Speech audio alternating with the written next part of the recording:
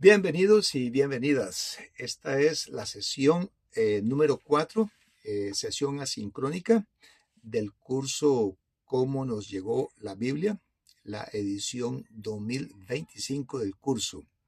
Es importante explicar que este es un curso de capacitación del Instituto de Estudios Bíblicos Internacionales en línea. Y en esta sesión vamos a seguir explorando cómo fue que se transmitió el texto bíblico a lo largo de la historia. Lo vamos a hacer abordando dos aspectos fundamentales. El primero de ellos tiene que ver con las versiones antiguas del Nuevo Testamento y el segundo tiene que ver con los manuscritos de interés especial.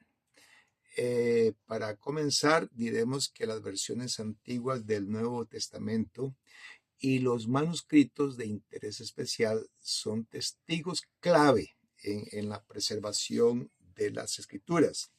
En esta sesión vamos a explorar cómo la Biblia fue traducida y transmitida en los primeros siglos y vamos a explorar el papel de los manuscritos medievales en la conservación de ella.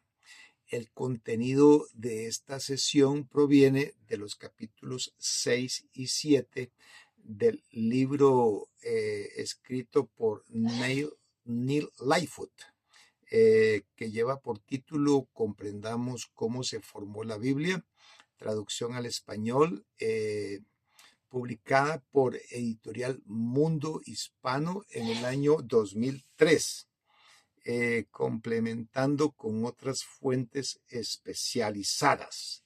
Eso es lo que vamos a estar haciendo. En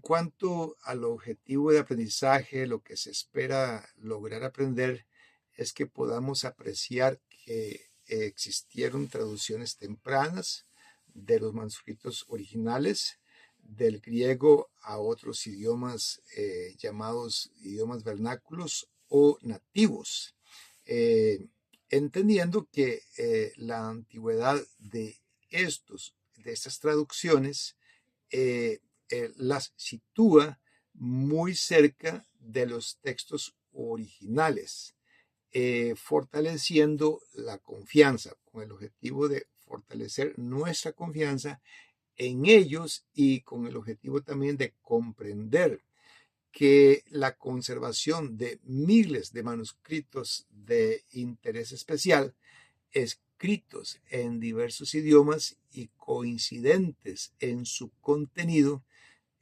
constituye una evidencia convincente de la preservación fiel de las Sagradas Escrituras a lo largo de los siglos, asegurando que el mensaje transmitido hoy es el mismo que escribieron los autores originales. Ahora sí, vamos a abordar el tema de las versiones antiguas del Nuevo Testamento. Diremos que las versiones antiguas del Nuevo Testamento representan uno de los primeros esfuerzos por traducir las escrituras a otros idiomas, asegurando la difusión de ellas entre diferentes comunidades cristianas. Aunque los textos originales del Nuevo Testamento fueron escritos en griego koiné, la necesidad de predicar el evangelio a pueblos de distintas lenguas llevó a la creación de traducciones tempranas.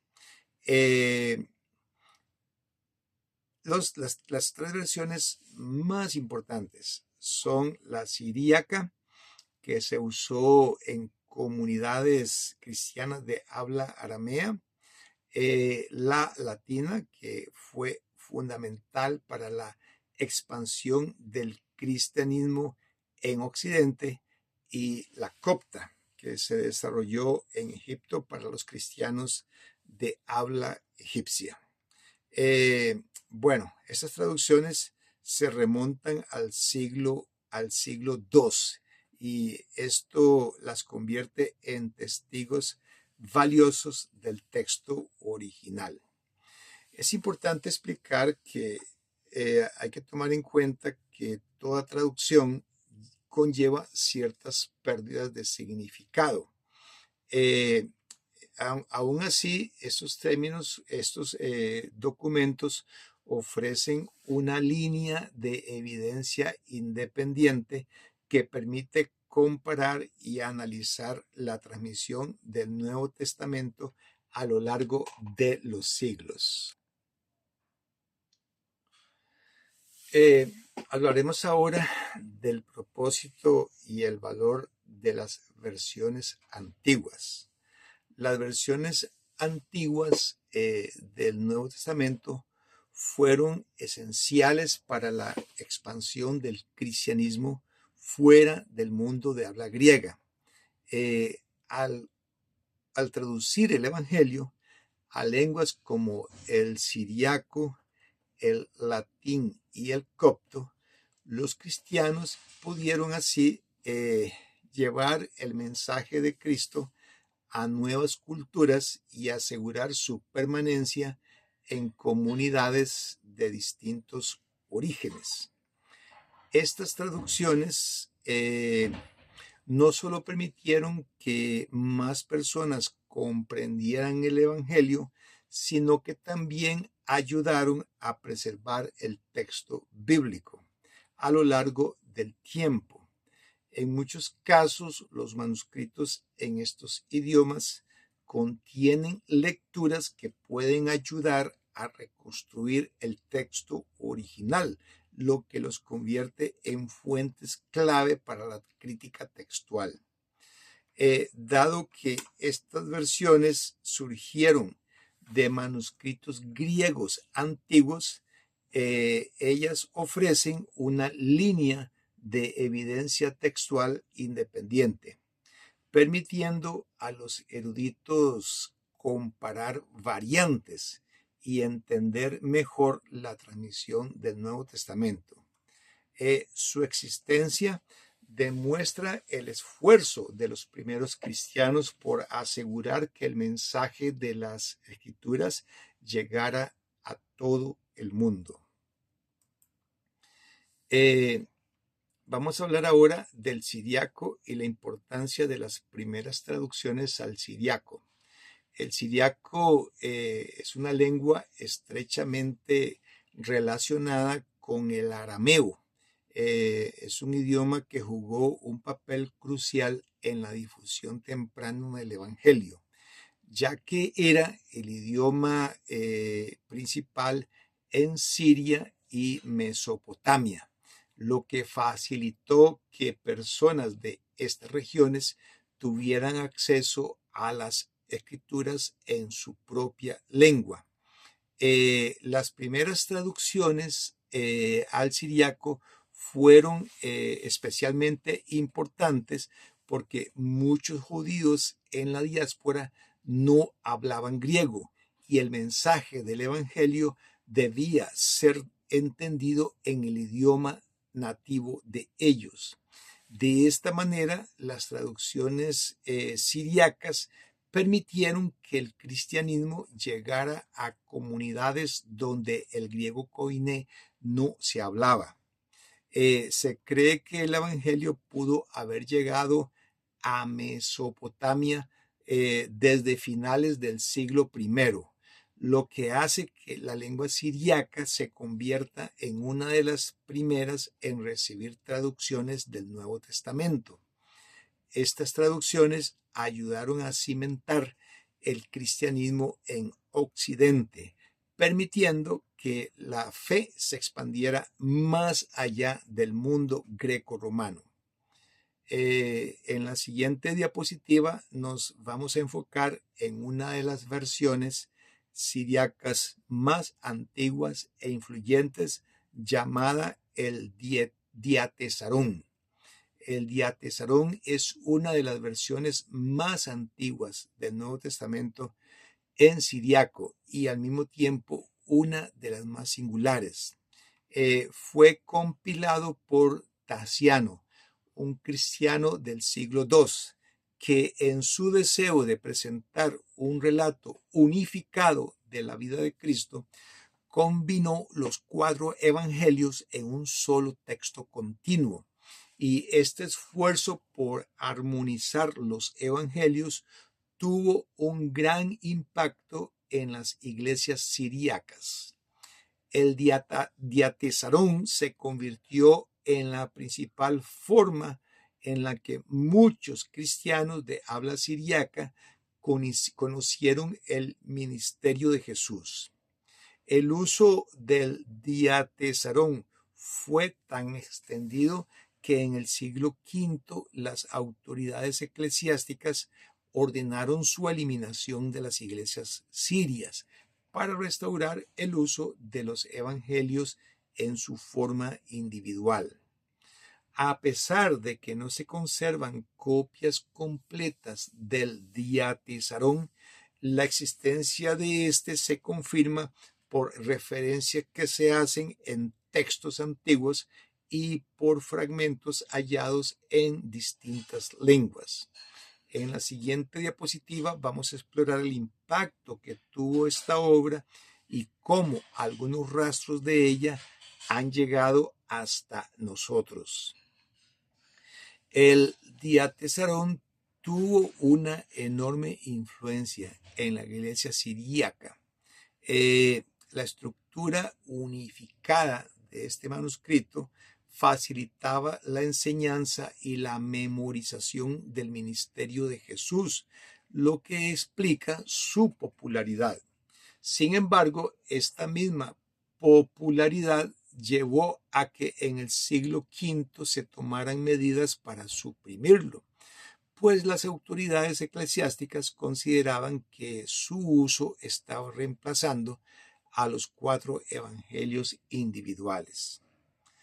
Con el tiempo, el diatesarón cayó en el olvido y no se conservan copias completas de esta obra.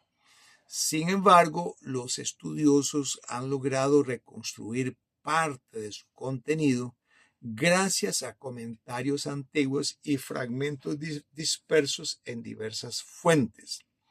A pesar de su desaparición, algunos manuscritos contienen referencias o anotaciones marginales sobre el diatesarón, lo que confirma su existencia e importancia en la historia de la transmisión del texto del Nuevo Testamento. En la siguiente diapositiva vamos a ver cómo algunas evidencias arqueológicas han ayudado a confirmar el uso de este diatesarón en los primeros siglos del cristianismo. Es decir, vamos a ver evidencias arqueológicas del diatesarón. Uno de los grandes debates en torno al diatesarón es si fue escrito originalmente en griego o en siríaco. Aunque no se conserva ningún manuscrito completo, las evidencias arqueológicas han ayudado a confirmar su existencia y su influencia en las primeras comunidades cristianas. En 1933 hubo arqueólogos que excavaban en un lugar llamado Dura Europos, que era una antigua ciudad fortificada en las riberas del Éufrates, y ellos encontraron fragmentos de vitela con algunas líneas del diatesarón en griego. Este descubrimiento no pudo confirmar en qué idioma lo escribió Tasiano, pero sí mostró que su armonía de los evangelios estaba en uso en Siria poco después de su composición. Estos hallazgos son importantes porque nos muestran cómo el diatesarón fue adoptado y utilizado por los cristianos en la región. Y esto refuerza la idea de que los evangelios fueron aceptados como canónicos desde muy temprano. En la siguiente diapositiva exploraremos otra versión siríaca importante, que es la antigua siríaca. La antigua siríaca, una traducción temprana, constituye otra versión significativa de los primeros siglos del cristianismo. No se conoció sino hasta en el siglo XIX, cuando los eruditos descubrieron su existencia, aunque algunos estudiosos creen que es anterior al Diatezarón. Esto sigue siendo un tema de debate. En cuanto a ella, hay dos manuscritos clave para el estudio de la versión antigua siríaca. El primer manuscrito se conoce como la siríaca curetoniana, que data del siglo V y contiene fragmentos de los evangelios. El nombre de este manuscrito, siríaca curetoniana, proviene de William Cureton, quien la estudió y la publicó en 1858. El segundo manuscrito clave es el que se conoce como la siríaca sinaítica, que se descubrió en 1892 por las gemelas Agnes Smith Lewis y Margaret Dunlop Gibson en el monasterio de Santa Catalina del Sinaí. Se trata de un palimpsesto, es decir, un manuscrito en el que un texto más antiguo había sido borrado y reemplazado por otro más reciente. Estudios posteriores demostraron que la siríaca sinaítica es uno de los testimonios más antiguos de la antigua siríaca y con fecha estimada en los siglos IV o V. Estos manuscritos son de gran valor porque nos muestran cómo los evangelios fueron traducidos y utilizados por las comunidades cristianas siríacas. En la próxima diapositiva vamos a ver las características del texto encontrado en la antigua siríaca. Características del texto en la antigua siríaca. Bueno, es importante explicar que el texto de la antigua siríaca tiene características únicas que lo hacen relevante para el estudio de la historia textual del Nuevo Testamento. Entre las características está el hecho de que contiene una combinación de lecturas de dos tradiciones principales.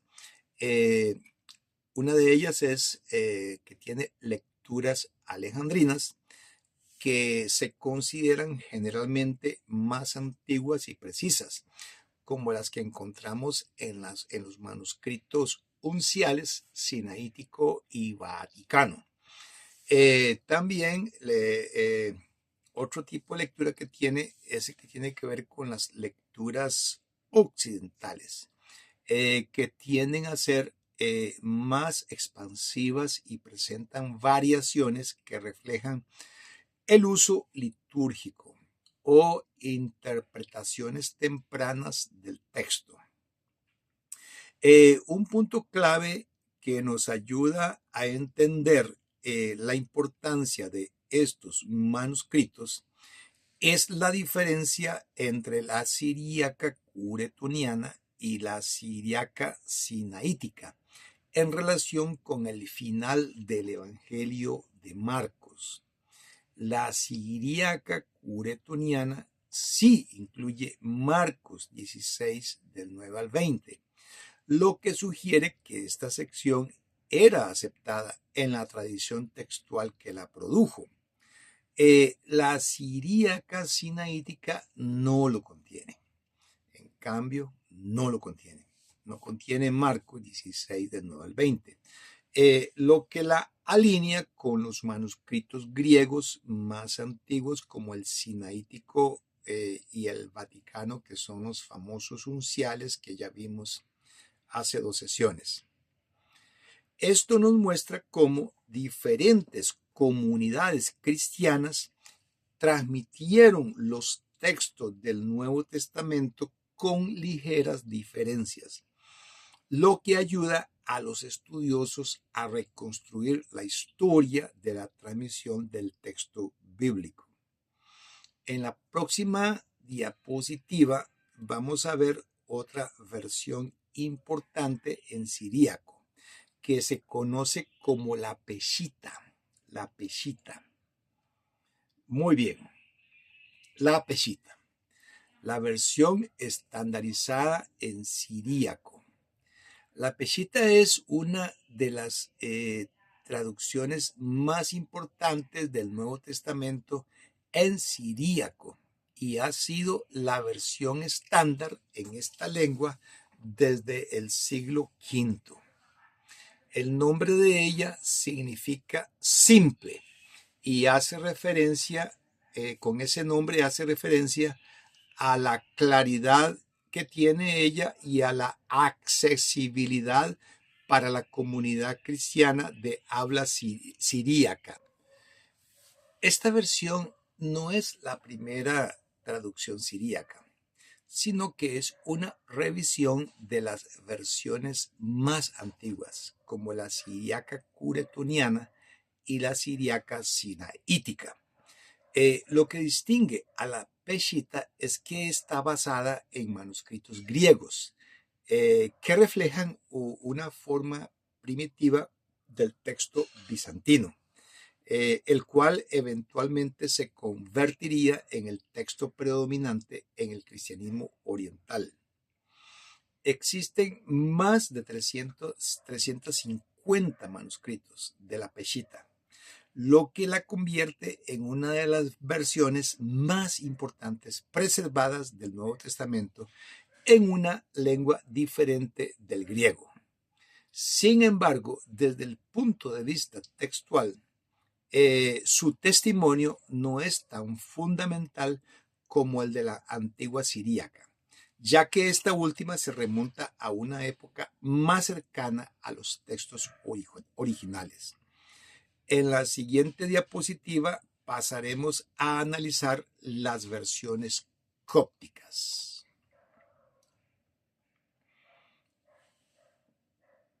Esto tiene que ver con la evolución del idioma copto y su relación con el cristianismo. El copto representa la última fase del desarrollo del antiguo idioma egipcio, que con el tiempo adoptó el alfabeto griego como su sistema de escritura. Este cambio facilitó la traducción del Nuevo Testamento al copto, lo que lo convirtió en un idioma clave para la preservación y transmisión de las escrituras en Egipto. En el contexto del cristianismo primitivo, Egipto tuvo una gran importancia debido a la expansión del evangelio en la región. Los primeros cristianos egipcios necesitaban textos en su propio idioma, ya que no todos hablaban el griego con fluidez. De allí la necesidad de traducir el Nuevo Testamento al copto, lo que llevó a la creación de diversas versiones en los distintos dialectos hablados en el territorio egipcio. Existen varios dialectos coptos, pero 2 de ellos han sido especialmente relevantes en el ámbito de la transmisión del texto bíblico. En las siguientes diapositivas vamos a explorar estos 2 dialectos principales y la importancia de ellos y la contribución que hicieron a la conservación del Nuevo Testamento. Los 2 dialectos principales del copto. El dialecto saídico es una de las formas más importantes del idioma copto y fue ampliamente utilizado en el Alto Egipto, en la región sur del país. Su principal centro de influencia fue la ciudad de Tebas, que en la antigüedad había sido una capital política y religiosa del antiguo Egipto. Inicialmente, la versión saídica del Nuevo Testamento se conocía solo a través de pequeños fragmentos de manuscritos. Sin embargo, en el siglo XX, los investigadores lograron encontrar copias más extensas y completas, lo que permitió un mejor estudio de su contenido y de su relación con el texto original. Los textos saídicos más antiguos datan de los siglos III y IV, lo que los convierte en una de las traducciones más tempranas del Nuevo Testamento. Este hecho es significativo porque nos permite ver cómo el mensaje de los apóstoles se transmitió a nuevas comunidades cristianas en Egipto a una etapa muy temprana del cristianismo. En la siguiente diapositiva vamos a ver otro dialecto del copto que también desempeñó un papel clave, que es el boárico, el dialecto boárico y su importancia.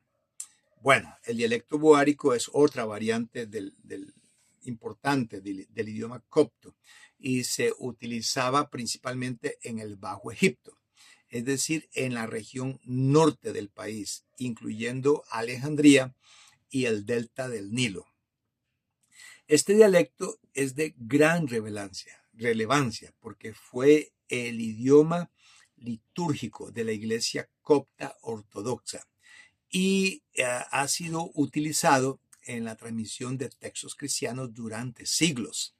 Se considera que el boárico es un dialecto más reciente que el saídico, pero posee una gran cantidad de manuscritos que han llegado hasta nuestros días. Los manuscritos boáricos más antiguos datan de los siglos IV y V, y aunque se han preservado copias posteriores en muy buen estado. Esto ha permitido a los estudiosos comparar su contenido con otras versiones y con los textos griegos originales del Nuevo Testamento.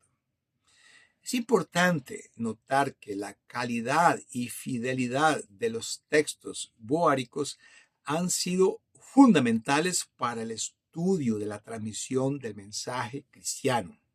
De hecho, en muchos casos, los textos boáricos han servido como evidencia para confirmar la integridad de otros manuscritos antiguos. En la siguiente diapositiva pasaremos a explorar las versiones latinas. La importancia de las versiones latinas. Bueno, las versiones latinas del Nuevo Testamento fueron fundamentales en la historia del cristianismo. Durante los primeros siglos, el griego era el idioma predominante en los textos bíblicos, pero a medida que la fe cristiana se expandió en el mundo romano occidental, se hizo necesario traducir las escrituras al latín. Y este proceso permitió que las enseñanzas bíblicas llegaran a una audiencia más amplia, incluyendo aquellas comunidades cristianas que no hablaban griego. Ahora, la importancia de estas traducciones radica en que facilitaron la preservación y transmisión de los textos sagrados a lo largo de la historia. Además, la primera traducción de la Biblia al español provino del latín, lo que demuestra la influencia duradera de estas versiones. Estamos hablando de la Vulgata latina. Sin embargo, antes de que la Vulgata latina se convirtiera en la versión estandarizada, existieron varias traducciones latinas con diferencias significativas. Estos textos, aunque variados, fueron cruciales para la consolidación del cristianismo en Europa y el desarrollo de la teología cristiana. Hablaremos ahora del Vetus Latina, es decir, el latín antiguo, que fue un conjunto de traducciones tempranas del Nuevo Testamento al latín. Estas versiones no fueron uniformes ni oficiales, sino que surgieron de manera, podría decirse, espontánea o independiente en distintas comunidades cristianas. Y la razón de su existencia fue la necesidad de traducir las escrituras para creyentes que ya no entendían griego, especialmente en Occidente. Se usaron principalmente en el norte de África, Italia y lo que hoy se conoce como Francia, que en aquellos tiempos se conocía como la Galia, donde las comunidades cristianas necesitaban textos en su lengua cotidiana. Un ejemplo de ello es el caso de los mártires de Silium en Numidia, actual Argelia, quienes poseían escritos de las cartas de Pablo en latín, lo que demuestra que para el siglo II ya circulaban estas traducciones. Debido a su carácter no estandarizado, este conjunto de traducciones llamada Vetus Latina presentaba muchas variaciones textuales entre diferentes manuscritos. Esto llevó a la necesidad de una revisión sistemática que asegurara una versión más uniforme de las escrituras, lo que eventualmente daría lugar a la Vulgata, encargada a, lo llamaremos como se le llama en el catolicismo, San Jerónimo, en el siglo IV. Pasaremos ahora a hablar de la difusión y el uso del latín antiguo para entender cómo surge la Vulgata latina. Estamos diciendo que el uso del latín en la Iglesia Cristiana Occidental comenzó a consolidarse desde el siglo II, en un contexto donde el griego, aunque aún predominante, empezó a perder influencia en ciertas regiones del Imperio Romano. Esto llevó a la necesidad de traducir los textos sagrados al latín para garantizar su comprensión, la comprensión de esos textos en comunidades que ya no dominaban el griego. Uno de los primeros registros históricos del uso del latín en textos cristianos proviene del martirio de los cristianos de Silium en Numidia, África del Norte, año 180 después de Cristo, donde uno de los acusados, llamado Sperato, afirmó llevar consigo libros y cartas de Pablo, entre comillas, libros y cartas de Pablo, un hombre justo, cuando le preguntaron. Esto sugiere que para ese tiempo las epístolas paulinas ya circulaban en latín y por extensión es probable que los evangelios también hubieran sido traducidos. El Vetus Latina fue utilizado en la liturgia y la enseñanza, permitiendo que los creyentes accedieran a las escrituras en su lengua materna. Sin embargo, la diversidad de traducciones generó diferencias entre manuscritos, lo que eventualmente impulsó la necesidad de una versión más estable y uniforme. Y esta tarea recaería en la futura Vulgata. Muy bien. continuamos con el origen del latín antiguo. El Nuevo Testamento, como ya lo dijimos, fue escrito originalmente en griego koiné, que era el idioma común del mundo mediterráneo en el siglo I. Incluso cuando el apóstol Pablo escribió su carta a los romanos, lo hizo en griego, lo que indica que aún en la capital del imperio, este idioma era ampliamente comprendido. Otros autores cristianos también usaban el griego en sus escritos hasta mediados del siglo II. Sin embargo, a medida que el cristianismo se expandió en el mundo latinohablante, especialmente en Roma y el norte de África, surgió la necesidad de contar con traducciones en latín. Se cree que las primeras versiones latinas del Nuevo Testamento aparecieron tan temprano como el año 160 después de Cristo, o incluso antes para algunos libros del Nuevo Testamento. A diferencia de una traducción oficial y centralizada, estas primeras versiones surgieron de manera informal, posiblemente realizadas por misioneros o líderes cristianos locales para facilitar la enseñanza y la adoración en las congregaciones. Esta independencia en las traducciones llevó a la creación de múltiples versiones con variaciones en el texto, lo que más tarde haría necesaria una revisión para unificar el contenido.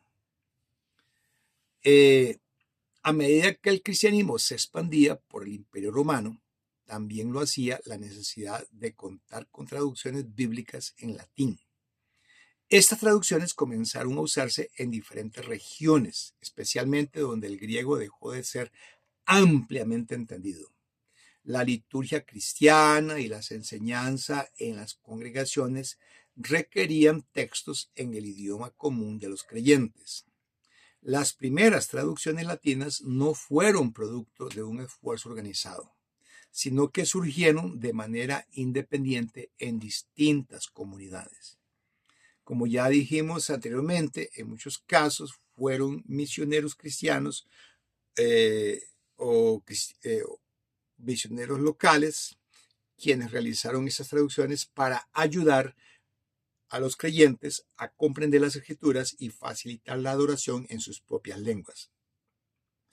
Y como ya lo dijimos, esto produjo la creación de múltiples versiones con diferencias textuales, lo que llevó a la existencia de un gran número de lecturas variables entre los manuscritos. Y entonces esto generó la necesidad de una versión estándar que unificara los textos. Y esto es una tarea que eventualmente daría lugar a la Vulgata latina de San Jerónimo. La Vulgata latina fue la respuesta a la necesidad de unificar las múltiples traducciones latinas que circulaban en el cristianismo occidental. Hasta el siglo IV no existía una versión estándar de la Biblia en latín, lo que causaba discrepancias y variaciones en los textos utilizados por las iglesias. El obispo Dámaso de Roma, consciente de este problema, encargó a San Jerónimo la tarea de revisar el Vetus Latina y producir una versión más precisa y uniforme. Jerónimo, quien tenía una sólida formación en latín, griego y hebreo, trabajó en la traducción y revisión de los evangelios y otros libros del Nuevo y Antiguo Testamento.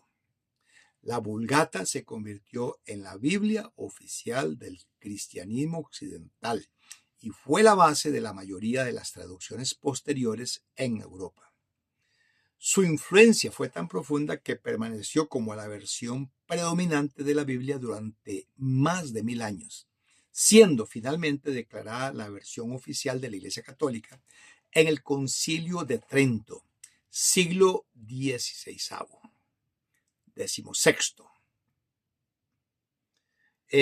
Hablemos ahora de San Jerónimo. El nombre de él era Eusebius Hieronymus. Nació alrededor del año 345 después de Cristo en un lugar llamado Stridón, Dalmacia, que es la actual Croacia.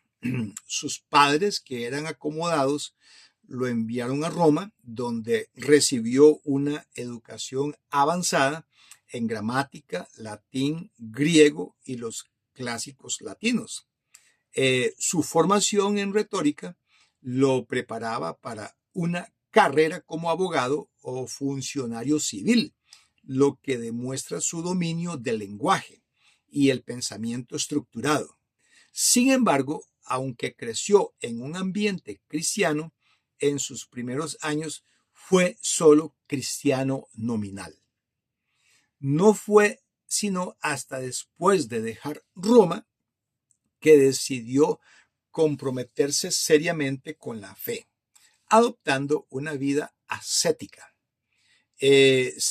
Para hacer esto se retiró al desierto de Siria, donde pasó varios años en estudio y oración, alejándose del mundo y buscando un mayor entendimiento de las Escrituras. Este periodo marcó un cambio profundo en su vida. Fue en este tiempo cuando comenzó a aprender hebreo, lo que le daría una ventaja crucial más adelante en su trabajo de traducción de la Biblia. Su transformación de un intelectual amante de la literatura clásica a un devoto estudioso de la Biblia lo preparó para la gran tarea que le esperaba, que era la revisión y traducción del texto sagrado del griego al latín. Muy bien. En cuanto a la transformación espiritual de Jerónimo, tenemos que, a pesar de su educación cristiana, Jerónimo seguía apasionado por la literatura clásica y la retórica, lo que le dificultaba comprometerse completamente con la fe.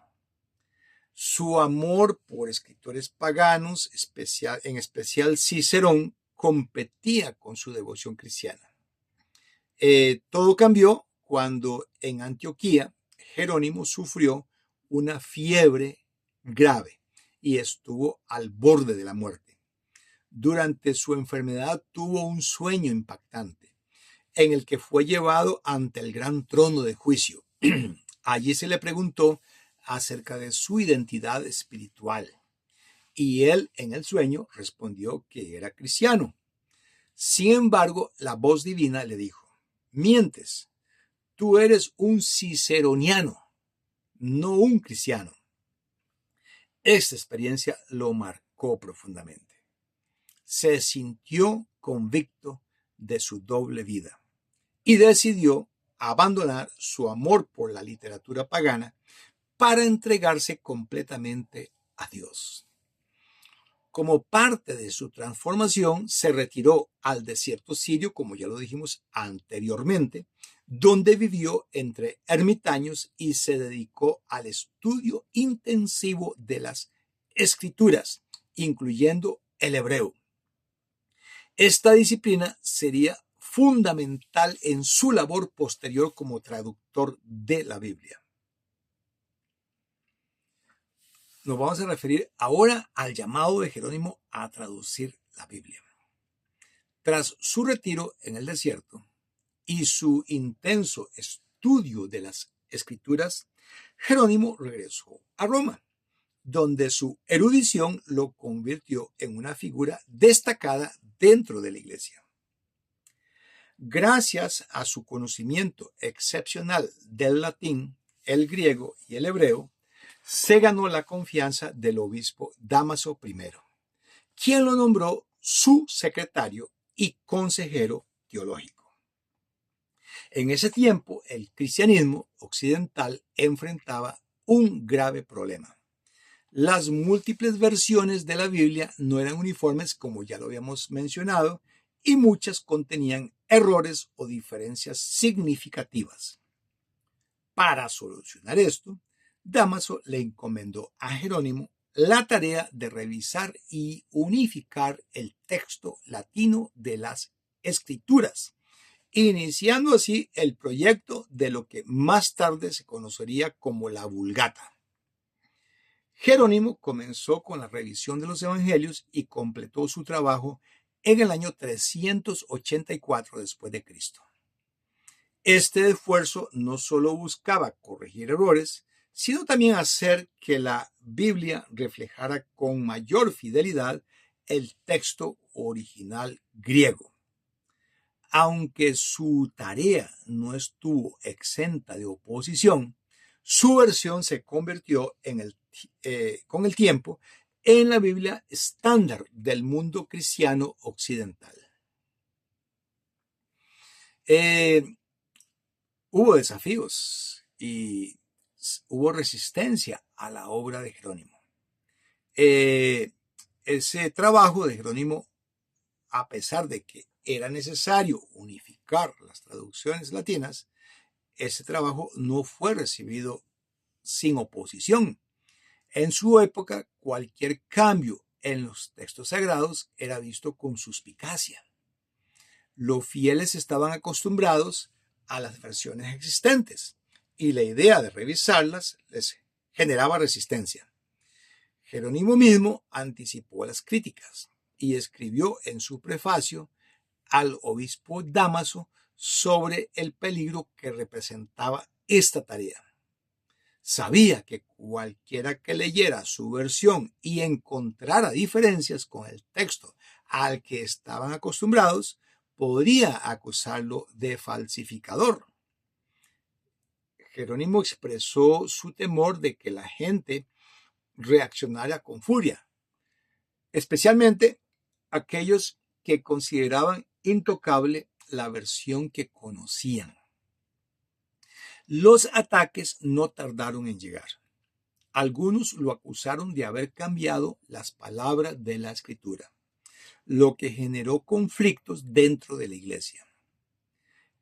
Sin embargo, Jerónimo defendió su trabajo argumentando que su propósito no era alterar la Biblia, sino restaurar los textos latinos para hacerlos más fieles al original griego.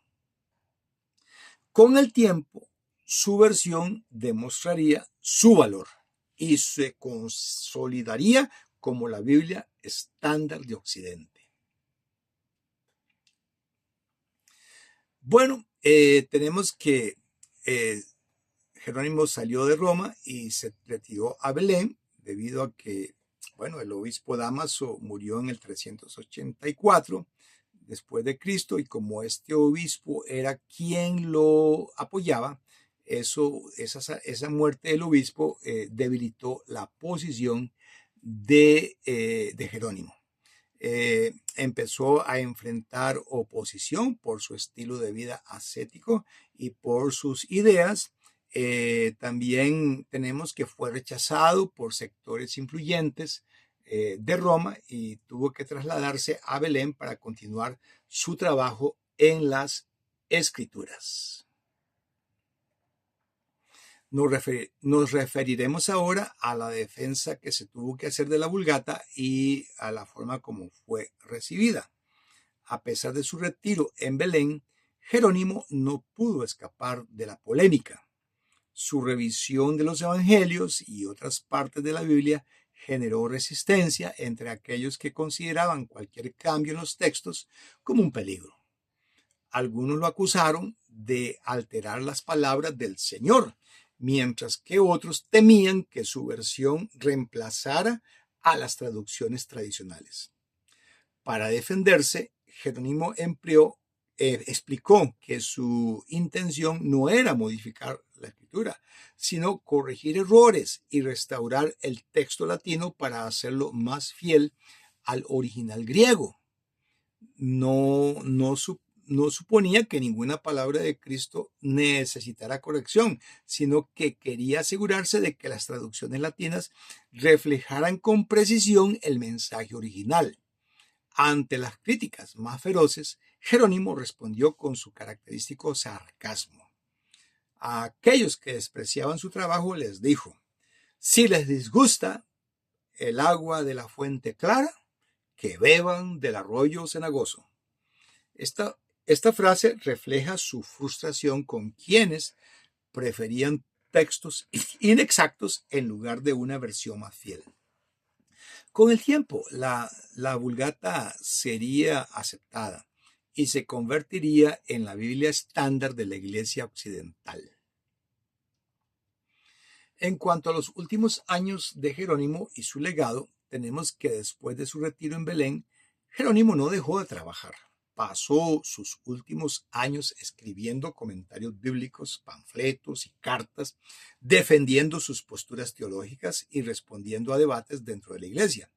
Siempre fue un personaje controversial, y ya que su personalidad fuerte y su defensa del ascetismo le generaron admiradores, pero también opositores.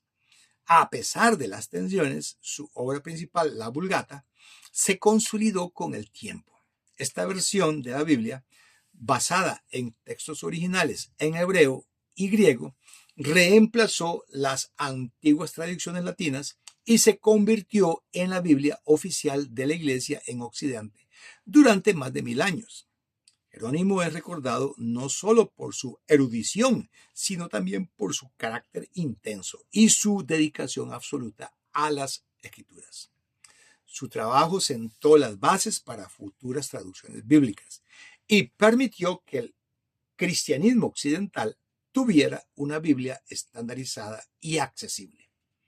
Su legado perdura hasta hoy y la Vulgata sigue siendo una referencia clave en el estudio de la historia de la Biblia. Significado de la Vulgata latina.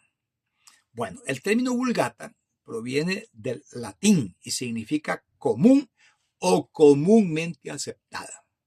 En tiempos de Jerónimo, esta palabra se usaba tanto para referirse a la antigua versión latina como a la Septuaginta, ya que ambas eran ampliamente utilizadas y aceptadas por distintas comunidades cristianas. La revisión de Jerónimo no fue conocida inmediatamente como la Vulgata, sino que este nombre se le atribuyó después cuando su versión desplazó por completo a la antigua latina. Este proceso de adopción fue gradual y tomó varios siglos. No fue sino hasta en el año 1546, en el Concilio de Trento, que la versión de Jerónimo fue oficialmente reconocida como la Biblia oficial de la Iglesia Católica. Este reconocimiento marcó un hito en la historia de la Biblia, ya que la Vulgata se convirtió en el texto normativo para la teología, la liturgia y la enseñanza de la Iglesia en Occidente, consolidando su influencia a lo largo de los siglos. Consolidación de la Vulgata en la Edad Media. Aunque la Vulgata fue completada por Jerónimo en el siglo IV, su aceptación como la Biblia estándar de Occidente no fue inmediata. Durante varios siglos convivió con la antigua versión latina, pero con el tiempo su precisión y claridad hicieron que la mayoría de las iglesias y teólogos la prefirieran. Para los siglos VI y VII, la versión de Jerónimo había reemplazado casi por completo a la antigua latina. A medida que su uso se extendió, se hicieron copias y revisiones para mantener la fidelidad del texto. Durante la Edad Media, con el crecimiento de las instituciones académicas y eclesiásticas, se hizo necesario un sistema de organización más claro. Fue entonces en el siglo XIII, en París, cuando el teólogo Stephen Langton de la Universidad de París dividió la Vulgata en capítulos, estableciendo la estructura que todavía se usa hoy en día en las Biblias modernas. Esta innovación facilitó el estudio y la enseñanza de las Escrituras, consolidando aún más la influencia de la Vulgata. El valor de las versiones latinas. Bueno, las versiones latinas de la Biblia jugaron un papel fundamental en la historia del cristianismo. La antigua latina fue la primera en traducir las escrituras al latín, lo que permitió que los cristianos de habla latina accedieran al mensaje bíblico. Sin embargo, fue la Vulgata la que se convirtió en la traducción más copiada en la era cristiana, con más de 10.000 manuscritos conservados. Su importancia histórica es comparable solo con la Septuaginta, la traducción griega del Antiguo Testamento. Es importante notar que el Nuevo Testamento de la Vulgata no fue una traducción directa del griego, sino una revisión de la antigua latina, aunque Jerónimo sí consultó algunos manuscritos griegos, especialmente para los evangelios. Por más de 1000 años, la Vulgata fue la Biblia de Europa Occidental. Cuando en la Edad Media aumentó el interés por la Biblia en los idiomas del pueblo, la Vulgata fue la fuente principal para la mayoría de estas traducciones. Su impacto en la teología, la educación y la cultura es incalculable. Ahora vamos a referirnos a la Vulgata y a su legado en la historia. El impacto de la Vulgata en la historia de la Biblia es monumental. Fue el primer libro importante en ser impreso con la invención de la imprenta de tipos móviles por Johann Gutenberg en 1456, lo que permitió su difusión a gran escala y facilitó el acceso a las escrituras en toda Europa. Además, la Vulgata fue la base de muchas de las primeras traducciones de la Biblia a las lenguas modernas, incluyendo el español, el francés y el inglés. Dado que en ese tiempo los manuscritos en griego y hebreo no estaban fácilmente disponibles, la mayoría de las traducciones se realizaron a partir del texto latino de Jerónimo. En 1546, como ya lo habíamos mencionado anteriormente, el Concilio de Trento reconoció oficialmente a la Vulgata como la Biblia de la Iglesia Católica Romana, consolidando su papel como el texto normativo en la liturgia y la teología durante siglos. El resultado fue que las primeras traducciones de las Biblias católicas al español fueran traducción de una traducción y que no fueran traducción del idioma original. En cuanto a la importancia de los manuscritos latinos, tenemos que estos jugaron un papel fundamental en la transmisión del texto bíblico en la civilización occidental. Mientras que en Oriente las escrituras se copiaban en griego, siríaco, copto, armenio, georgiano, en Occidente el latín se convirtió en el único idioma utilizado para preservar y transmitir los textos sagrados. Esto se debe a que durante la Edad Media el latín era el idioma de la educación, de la iglesia y de la comunicación internacional. La mayoría de los libros eran escritos en latín y este se convirtió en la lengua de los monasterios, los centros de aprendizaje y las universidades de Europa. Gracias a esta influencia, muchas traducciones posteriores de la Biblia a las lenguas vernáculas se hicieron a partir de la Vulgata latina, en lugar de los manuscritos en griego o hebreo. Esto explica por qué existen hoy tantas copias de la Vulgata y por qué la Biblia en latín dejó una huella tan profunda en la tradición cristiana. Ahora vamos a pasar a los manuscritos de interés especial, porque a lo largo de la historia ciertos manuscritos latinos han sido considerados de especial importancia debido a su papel en la transmisión del texto bíblico y la enseñanza cristiana. No todos estos manuscritos son ampliamente conocidos, pero su valor es incalculable. Muchos de ellos fueron copiados por monjes y eruditos medievales, asegurando que las escrituras estuvieran disponibles para el clero y los estudiosos. Algunos de esos manuscritos influyeron en la formación del canon bíblico y la teología cristiana, ya que fueron utilizados en concilios y debates doctrinales. Su preservación ha permitido que el contenido de la Biblia llegue hasta nuestros días, sirviendo como base para numerosas traducciones y estudios académicos.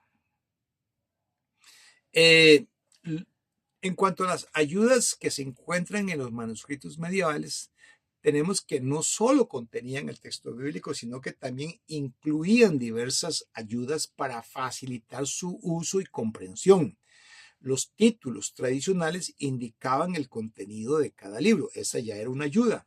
Y al final de manuscritos se añadían otras ayudas como anotaciones sobre el origen del texto o sobre quién lo había escrito o enviado. Otra ayuda la constituía la división en capítulos en esos manuscritos, la cual era completamente diferente a la actual.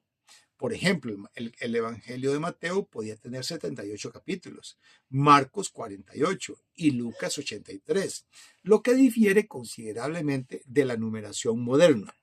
Además, algunos capítulos recibían títulos temáticos, como por ejemplo, acerca de un hombre ciego, para ayudar a los lectores a identificar los pasajes clave. Antes de cada libro se incluían listas con los capítulos, lo que permitía a los lectores localizar secciones específicas del texto.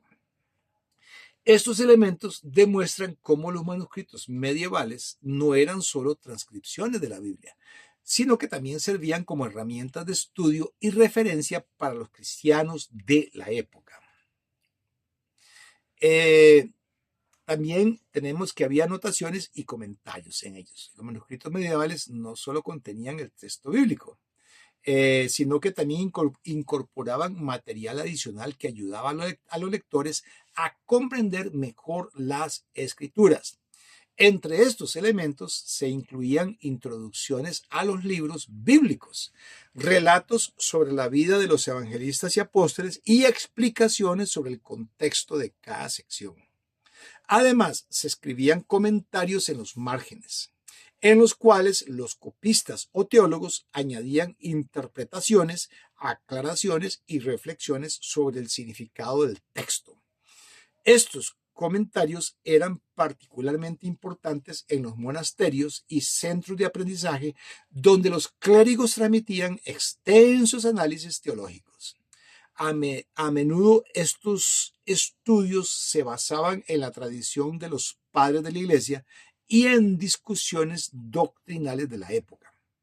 Más que simples copias de la Biblia, estos manuscritos se convirtieron en herramientas de enseñanza y estudio, fundamentales en la educación de monjes, sacerdotes y académicos durante la Edad Media. Vamos a referirnos a uno de estos manuscritos. El nombre de ellos, el conjunto de los nombres de ellos es los cánones de Eusebio y su función, que es uno de los sistemas más ingeniosos incorporados en los manuscritos medievales. Eusebio de Cesarea, considerado el padre de la historia de la iglesia, desarrolló este método en el siglo IV para facilitar la comparación entre los 4 evangelios. Este sistema organizó los evangelios en secciones más pequeñas y numeradas, permitiendo a los lectores encontrar fácilmente pasajes paralelos en Mateo, Marcos, Lucas y Juan. Para ello, Eusebio creó 10 tablas o cánones donde se indicaba qué secciones coincidían en los distintos relatos evangélicos. Durante la Edad Media, estos cánones se volvieron casi indispensables en los manuscritos de los evangelios.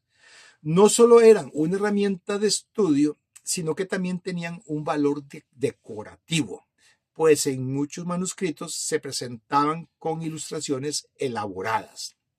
Gracias a este sistema, los estudiosos medievales podían analizar la armonía entre los evangelios y comprender cómo los distintos autores narraban los mismos eventos desde perspectivas complementarias. Pasaremos ahora a los manuscritos iluminados, que eran una muestra de arte y devoción. Las expresiones más bellas del arte medieval. La iluminación en este contexto se refiere a la decoración de los textos con colores vibrantes, de oro y plata, lo que los hacía resplandecer a la luz. Estos manuscritos eran creados por monjes y artistas especializados y su elaboración podía tardar años. Inicialmente, las decoraciones en los manuscritos tenían una función práctica, pues ayudaban a marcar la separación entre los diferentes libros que se copiaban en un solo volumen. Sin embargo, con el tiempo, la ornamentación se volvió más elaborada, incluyendo letras mayúsculas decoradas, bordes ilustrados y figuras insertadas en el texto. Las ilustraciones solían representar ángeles, animales, figuras humanas y símbolos cristianos, embelleciendo el texto y proporcionando un elemento visual de meditación espiritual. Más que simples libros, estos manuscritos eran obras de arte y devoción, diseñadas para reflejar la gloria de las Escrituras y honrar el mensaje sagrado que contenían. Una de las decoraciones más comunes en los manuscritos iluminados era la inclusión de retratos de los evangelistas. Estas imágenes, generalmente a página completa, se colocaban al inicio de cada evangelio o reunidas al comienzo del códice. En estas ilustraciones, los evangelistas eran representados sentados con instrumentos de escritura en mano, copiando los textos sagrados sobre un escritorio, simbolizando la inspiración divina y su papel como autores de los evangelios. Este estilo visual ayudaba a los lectores medievales a identificar fácilmente cada evangelio dentro del manuscrito. En los manuscritos griegos, los apóstoles Mateo y Juan eran representados como ancianos, con cabellos grises y barba, reflejando sabiduría y experiencia. En contraste, Marcos y Lucas eran retratados como más jóvenes, destacando una diferencia en la percepción de los autores sagrados en el arte cristiano. Estas representaciones no solo tenían un propósito decorativo, sino que también servían para reforzar la conexión entre los lectores y los autores de los evangelios, ayudando a los creyentes a visualizar la labor sagrada de estos escritores en la transmisión de la palabra de Dios. En cuanto a la iconografía de los evangelistas en los manuscritos latinos, que incluía retratos tradicionales de ellos, esta se desarrolló y es de interés analizarla ahorita. A diferencia de los manuscritos griegos, donde los evangelistas aparecían únicamente como escribas, en el arte latino cada uno fue asociado con un símbolo específico. Esta tradición proviene de la visión de Ezequiel capítulo 1 versículos 5 al 12 y también de Apocalipsis capítulo 4 versículos 6 y 7, donde se mencionan 4 seres vivientes en forma de hombre, león, buey y águila. Desde tiempos antiguos, los cristianos asociaron estas figuras con los 4 evangelistas. A Mateo se le representaba como un hombre, destacando su énfasis en la humanidad de Cristo. A Marcos se le representaba como un león, simbolizando la fuerza y la realeza de Cristo. Lucas como buey, representando el sacrificio y la humildad, y Juan como águila, representando la visión elevada y espiritual que tenía Juan de Cristo. Estos símbolos se convirtieron en un rasgo distintivo del arte latino y rara vez aparecen en los manuscritos griegos. Con el tiempo, esta iconografía se consolidó en la tradición cristiana y sigue siendo reconocida en la actualidad en el arte religioso.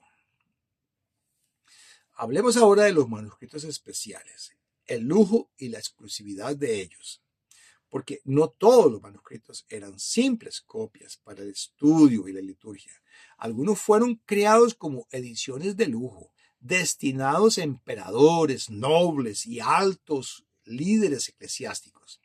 Estos manuscritos especiales eran producidos con materiales preciosos, reflejando el poder y la importancia de las escrituras en la sociedad medieval. Algunos manuscritos se escribían con tinta de oro o plata sobre vitela teñida de púrpura, un color asociado con la realeza en el mundo romano y bizantino.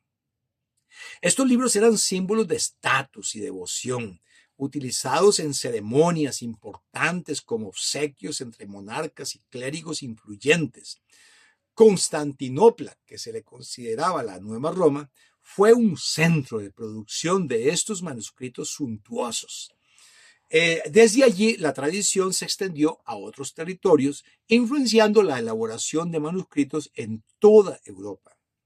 Algunos de estos ejemplares han sobrevivido, al menos en parte, y son considerados tesoros del patrimonio cultural cristiano. Hablemos de los manuscritos iluminados de las Islas Británicas. Entre estos manuscritos más destacados de la historia cristiana, 3 provienen de las Islas Británicas y se les considera algunos de los libros más bellos jamás creados. Estos manuscritos no solo destacan por su arte y detallado trabajo en miniatura, sino que también jugaron un papel clave en la expansión del cristianismo en la región. En los últimos años del siglo VI, Agustín y sus monjes llegaron a Inglaterra como misioneros y encontraron un entorno donde la fe cristiana estaba apenas estableciéndose. Para evangelizar usaban ayudas visuales, como cruces de plata y manuscritos iluminados con imágenes de Cristo y escenas bíblicas. En poco tiempo, la misión de Canterbury se consolidó y desde Roma se enviaron libros para fortalecer la enseñanza cristiana. Entre estos se encontraban copias extraordinariamente hermosas, cuyo arte ayudó a cautivar a las poblaciones locales. Estos manuscritos no solo sobrevivieron, sino que se convirtieron en referencias fundamentales del arte medieval cristiano. El primero de ellos es el Códice Amiatinus, que es la Biblia latina más antigua, uno de los manuscritos latinos más importantes, el ejemplar completo más antiguo de la Vulgata, que ha llegado a nuestros días. Fue elaborado en el siglo VIII en los monasterios gemelos de Wearmouth y Jarrow, ubicados en el noreste de Inglaterra, bajo la dirección del monje Ceolfrid.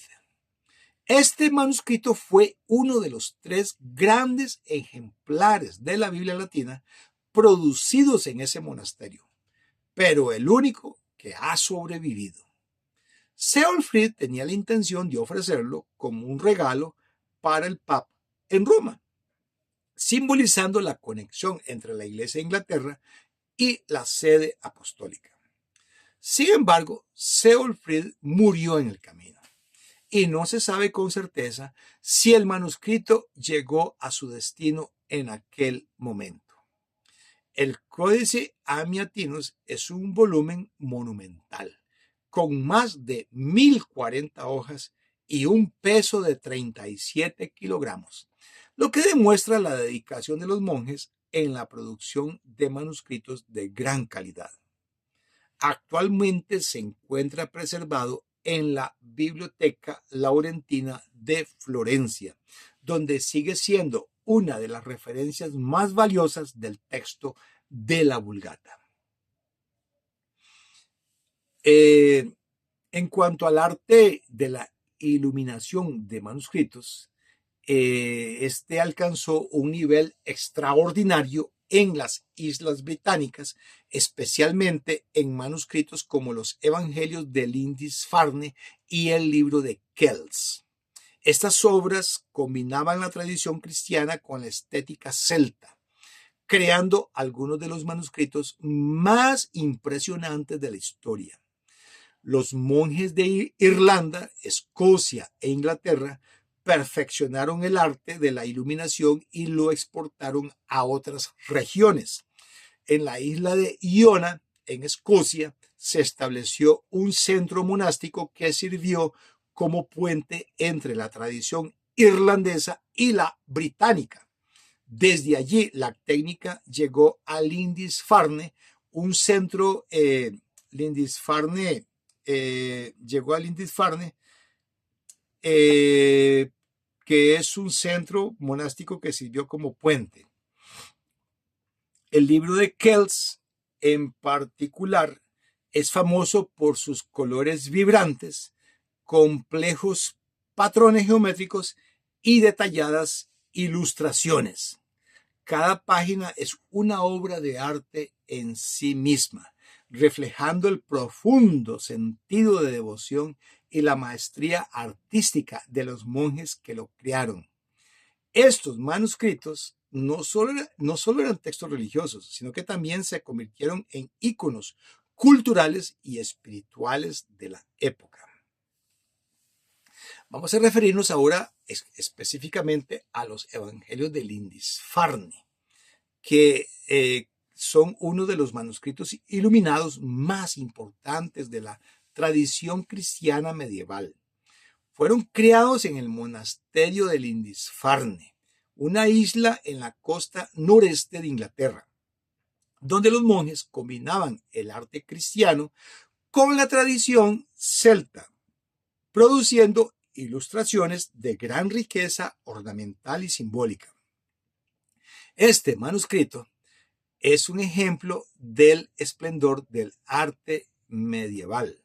Sus diseños están llenos de intrincados patrones geométricos, figuras entrelazadas y colores vibrantes, reflejando la fusión entre la cultura cristiana y la herencia celta. A lo largo de los siglos, el manuscrito tuvo una historia de supervivencia accidentada. En el año 793, Lindisfarne fue saqueada por vikingos, lo que obligó a los monjes a trasladarse junto con el cuerpo de San Cuthberto y sus valiosos libros. En el 875, ante nuevas amenazas, los monjes huyeron nuevamente, llevando consigo los evangelios. Durante un viaje a Irlanda, una tormenta los obligó a cruzar a pie una playa, donde milagrosamente encontraron el manuscrito intacto. Finalmente, el manuscrito pasó a manos de Sir Robert Cotton, quien lo incorporó a su colección de libros.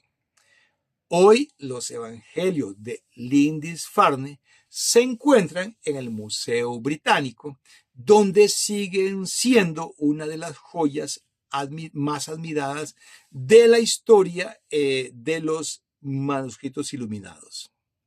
En cuanto al valor excepcional de estos evangelios, tenemos que constituyen una obra maestra tanto en términos de contenido textual como de arte. Su texto principal es una copia de gran calidad de la Vulgata latina, lo que lo convierte en un testimonio crucial para el estudio de la tradición bíblica medieval. Lo que lo hace aún más especial es que 2 siglos y medio después de su creación se añadió una traducción anglosajona entre las líneas del latín.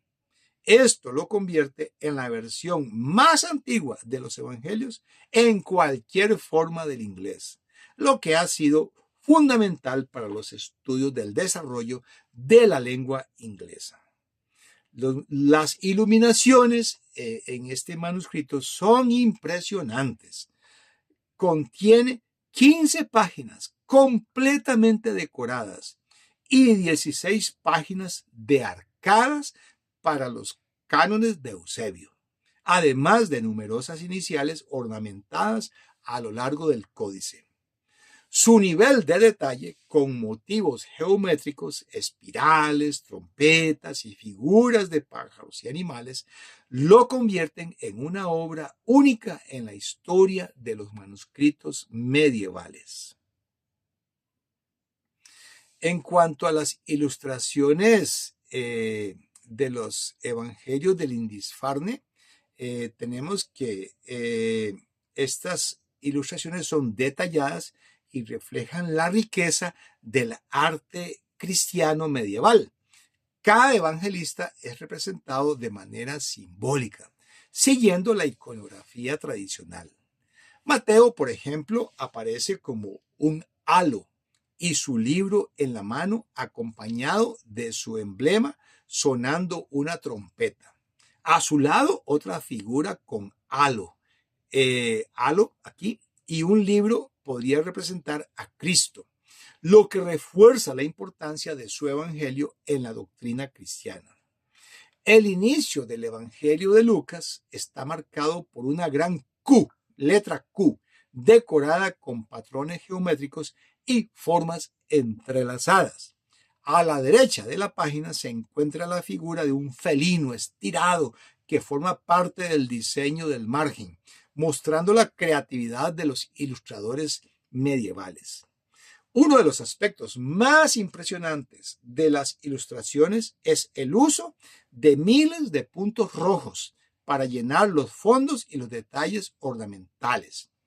En una sola página se han contado más de 10,000 puntos rojos, lo que demuestra el nivel de minuciosidad y la dedicación artística de los monjes que trabajaron en este manuscrito. Nos referiremos ahora al libro de Kells, que es uno de los manuscritos iluminados más famosos y admirados de todos los tiempos.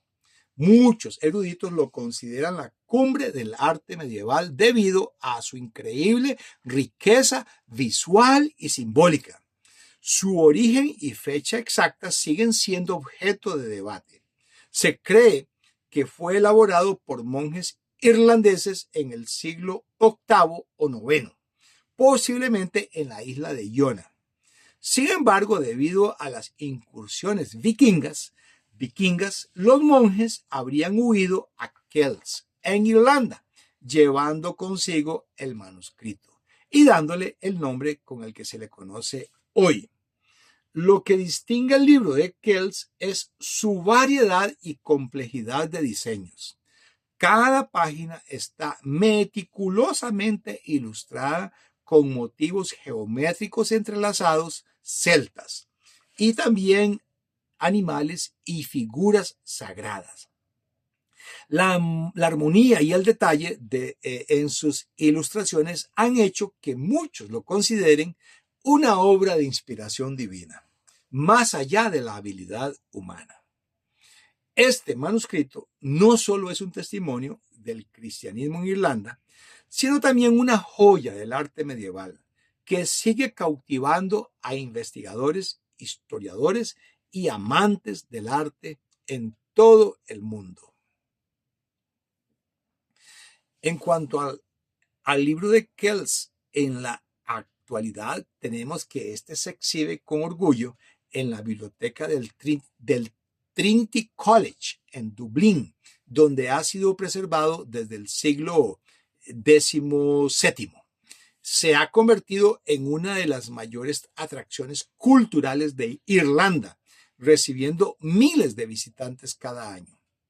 El manuscrito contiene los 4 evangelios en una hermosa escritura latina, con una caligrafía meticulosamente trabajada. Debido a su fragilidad, está dividido en 4 volúmenes, los cuales se exhiben de manera rotativa, cambiando las páginas periódicamente para su conservación. Una de las características más impresionantes del libro de Kells es su decoración abundante y sofisticada. Cada uno de los 4 evangelistas tiene una ilustración de página completa, además de numerosas escenas bíblicas y motivos ornamentales. Las letras iniciales están decoradas con animales, figuras humanas y patrones geométricos, fusionando la tradición cristiana con el arte celta. Ahora, la extraordinaria minuciosidad de los diseños es un testimonio del talento y la paciencia de los monjes que lo crearon, dejando un legado artístico que sigue asombrando al mundo moderno. Riqueza artística del libro de Kells. Es una obra maestra, no solo por su contenido religioso, sino también por su complejidad artística. Cada página está adornada con detalles minuciosos, colores vibrantes y formas intricadas, lo que lo convierte en uno de los manuscritos iluminados más sofisticados del mundo. Las letras iniciales están decoradas con una gran variedad de motivos visuales, que incluyen figuras de animales, dragones, aves y seres humanos. Estas decoraciones no solo embellecen el texto, sino que también reflejan la influencia del arte celta y su fusión con la tradición cristiana. El uso de compases y cálculos geométricos permitió que los patrones y diseños mantuvieran una simetría perfecta. Esto demuestra el alto nivel de planificación y precisión con el que los monjes trabajaban en la creación de estos manuscritos. El libro de Kells es considerado una de las mejores obras de caligrafía e ilustración medieval, un testimonio del talento artístico y la dedicación espiritual de quienes lo produjeron. Su riqueza visual ha inspirado a generaciones de artistas e historiadores, consolidándolo como un ícono del arte sacro medieval. Pasemos ahora a reflexionar sobre el propósito y la función que pudieron haber tenido los manuscritos iluminados. No eran solo objetos de lujo o piezas artísticas, también tenían una función pedagógica y espiritual. En una época en la que la mayoría de las personas no sabía leer, estos manuscritos ofrecían ayudas visuales que permitían a los creyentes comprender mejor las escrituras. Las ilustraciones de los manuscritos representaban escenas bíblicas, figuras de Cristo, los evangelistas y símbolos cristianos, lo que ayudaba a transmitir el mensaje del evangelio de una manera accesible. En muchas iglesias y monasterios, estos libros eran usados en la enseñanza y la liturgia, asegurando que el conocimiento de la Biblia llegara a toda la comunidad. Además de su función educativa, la riqueza de sus decoraciones e iluminaciones tenía un propósito espiritual, que era honrar la palabra de Dios.